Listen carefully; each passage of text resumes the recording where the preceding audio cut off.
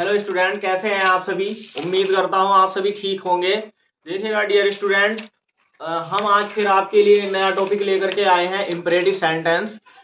Imperative sentence क्या होता है इसके बारे में आज हम जानेंगे, और इसकी एक्टिव से पैसिव वॉइस कैसे बनती है उसके बारे में हम आज जानेंगे। देखिएगा, चलिएगा शुरू करते हैं। इसकी जो पहचान है इसको पहले जान लेते हैं। इम्परेटिव सेंटेंस को हिंदी में क्या कहते हैं? इसको कहते हैं आज्ञाकारक वाक्य। अब इसकी पहचान क्या है? इन वाक्यों में आज्ञा, सलाह, प्रार्थना आदि का भाव प्रकट होता है। मतलब आज्ञा, ऑर्डर। सबसे पहले इसमें आ जाता है क्या? ऑर्डर को ले लेते हैं, जैसे कि इधर आइएगा, कम हेयर, सिट डाउन, या shut the door, open the window. इस तरीके के छोटे छोटे सेंटेंस इसमें आते हैं। सलाह, यदि हम किसी व्यक्ति को सलाह देते हैं तो इसमें सलाह वाले वाक्य भी आ जाते हैं, जैसे don't smoke, please don't smoke, don't tell a lie, never tell a lie, always speak the truth. तो इस तरीके के ये सलाह वाले वाक्य हैं। प्रार्थना मतलब रिक्वेस्ट। रिक्वेस्ट वाले वाक्य इस तरीके से आते हैं, जैसे हम किसी से कोई रिक्वेस्ट करते हैं, जैसे please help me, please something to eat. तो इस तरीके के वाक्य इनमें देखने को मिलते हैं। लेट वाले वाक्य भी इसमें देखने को मिलते हैं, जैसे लेट मी गो नाउ। तो ये रिक्वेस्ट है इसमें। तो इस तरीके के वाक्य भी इंपरेटिव सेंटेंस में देखने को मिलते हैं। इनमें कर्ता यू छिपा रहता है। मतलब इसमें जो सब्जेक्ट है, सब्जेक्ट दिया नहीं रहता, साइलेंट रहता है। इसमें सब्जेक्ट यू जो है छिपा रहता है। ये वाक्य प्राय वर्ब से शुरू होते हैं। आपको मोस्टली वाक्य ये सारे के सारे जो है वर्ब से देखने को मिलेंगे, वर्ब से शुरू होंगे। अब हम चलिएगा शुरू करते हैं एक्टिव वॉइस से पैसिव वॉइस बनाने के नियम। अब हम देखते हैं कि इसकी एक्टिव से पैसिव वॉइस कैसे बनती है। चलिएगा, इसमें मैंने एक फॉर्मूला दिया हुआ है। नियम तो इसमें कोई खास नहीं रहते, लेकिन फिर भी मैंने फॉर्मूले दिए हुए हैं, इसमें ध्यान से देखिएगा। क्या है? सबसे शुरू में हम इसमें लेट रखते हैं, उसके बाद सब्जेक्ट, यानी कि जो हमारा ऑब्जेक्ट बन करके ऑब्जेक्ट का हम सब्जेक्ट बनाते हैं वो यहाँ पर आता है, फिर बी आता है, और उसके बाद हम वर्ब की थर्ड फॉर्म लगाते हैं। इसमें मैंने लिखा भी है कि ऑब्जेक्ट को हम सब्जेक्ट में बदल देते हैं। जो हमारा ऑब्जेक्ट दिया हुआ होता है इधर, उसको हम सब्जेक्ट में बदल देते हैं। वर्ब की थर्ड फॉर्म लगाते हैं।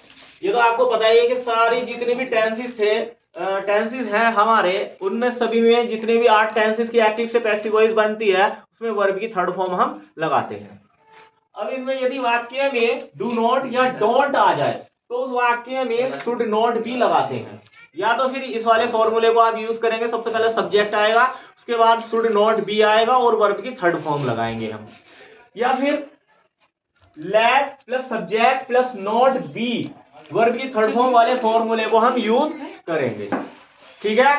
लेट क्या नाम, late plus subject plus not be, यानी कि बी से पहले हम यहाँ नॉट लगाएंगे। ठीक है? यदि वाक्य में प्लीज शब्द आ जाए, यदि वाक्य में प्लीज शब्द आ जाए तो उसमें प्लीज शब्द के स्थान पर, यानी कि हम प्लीज शब्द को हम हटा देंगे, और उसके स्थान पर हम यू आर रिक्वेस्टेड टू, हम यू आर रिक्वेस्टेड टू लगाते हैं तथा प्लीज शब्द को हटा देते हैं। ठीक है? उम्मीद करता हूं आपको यह समझ। तो डियर स्टूडेंट, आइएगा हम एग्जाम्पल के माध्यम से इम्परेटिव सेंटेंस को समझते हैं कि किस तरीके से हमें इसकी एक्टिव से पैसिव वॉइस बनानी है। तो मैंने आपको फर्स्ट रूल्स में ही ये फॉर्मूला लिखवाया था कि सब्जेक्ट लेट प्लस सब्जेक्ट, और उसके पश्चात हमें बी का यूज करना है, साथ में वर्ब की थर्ड फॉर्म। हमें आगे को लिखना नहीं है, क्योंकि जो है सब्जेक्ट हमारा दिया नहीं होता, इसलिए बाई हम नहीं लगाते इसमें। तो अब हम क्या करेंगे? लेट लगाएंगे सबसे शुरू में, उसके पश्चात हमने द डूर है हमारा, एक द डूर है, तो द डूर को जो हमारा ये ऑब्जेक्ट है, इसको हमें सब्जेक्ट बना लेना है, द डूर। फिर इसके पश्चात हम बी का यूज करेंगे, और जो हमारी वर्ब है सट, तो इसके हमने थर्ड फॉर्म बना लेनी है। इसकी तीनों फॉर्म एक सी होती हैं, फर्स्ट भी वैसी होती है, सेकंड भी और थर्ड भी एक सी, तीनों फॉर्म एक सी होती है। जैसे रीड की होती है, ऐसे ही शट की तीनों फॉर्म एक सी होती है। तो ये इसमें क्या है? इसमें शो हो रहा है क्या? ऑर्डर। इसमें ऑर्डर शो हो रहा है कि शट द डोर, दरवाजा बंद कीजिए। ठीक है? अब हम एक वाक्य एडवाइस का ले लेते हैं। Do not disturb me.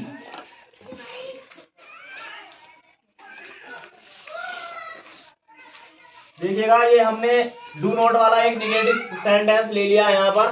तो इसको हम कैसे बनाते हैं, हमारा या तो हम ऐसे बनाएंगे, सब्जेक्ट को शुरू में ले लेंगे और उसके बाद हमने क्या करना है, शुड। मैंने आपसे बताया था नियम में कि हमें शुड नोट बी लगाना है। जैसे ये नोट आ गया हमारा, हमने क्या करना है, नोट और उसके पश्चात बी लगाना है हमने। उसके बाद हमने वर्ब की जो थर्ड फॉर्म हमारी फर्स्ट फॉर्म दी हुई है, इसकी हमने वर्ब की थर्ड फॉर्म हमने लगानी है। ये हमारा सेंटेंस पूरा हो जाता है। यदि अगर लेट से इसको बनाएंगे, मैं लिख देता हूं यहाँ पर, और यदि हम इसको लेट से बनाएंगे तो हम कैसे बनाएंगे, सबसे शुरू में हमने लेट रखना है, वही प्रोसेस यूज करना है जो इसमें दिया हुआ है। उसके बाद सब्जेक्ट आ जाएगा हमारा आई, फिर नोट लगा देंगे हम यहाँ और बी, और उसके बाद वर्ब की थर्ड फॉर्म लगा देंगे हम। ठीक है, अब आप, उम्मीद करता हूँ आपकी ये समझ में आया होगा। एक हम ले लेते हैं प्लीज वाला, नंबर 3, प्लीज हेल्प मी। ठीक है, तो मैंने आपसे बताया था कि प्लीज शब्द को हम हटा देते हैं और उसके स्थान पर यू आर रिक्वेस्टेड टू लगा देते हैं। यू आर रिक्वेस्टेड टू लगा देते हैं, और लास्ट में हेल्प मी जो जैसा आया हुआ है वैसे ही इसको हम रख देते हैं। देखिएगा हमने यहाँ पर प्लीज शब्द को हटा दिया और उसके स्थान पर हमने यू आर रिक्वेस्टेड टू लगा दिया। उसके आगे हेल्प मी है, तो हेल्प मी को जैसा है वैसे के वैसे ही हमने रख दिया होगा। आई होप आप सभी को बहुत अच्छे से ये इंप्रेटिव सेंटेंस समझ में आया होगा।